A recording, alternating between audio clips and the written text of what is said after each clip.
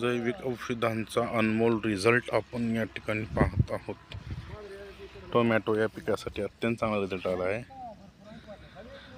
डिग्रस येथील शेतकरी आहेत.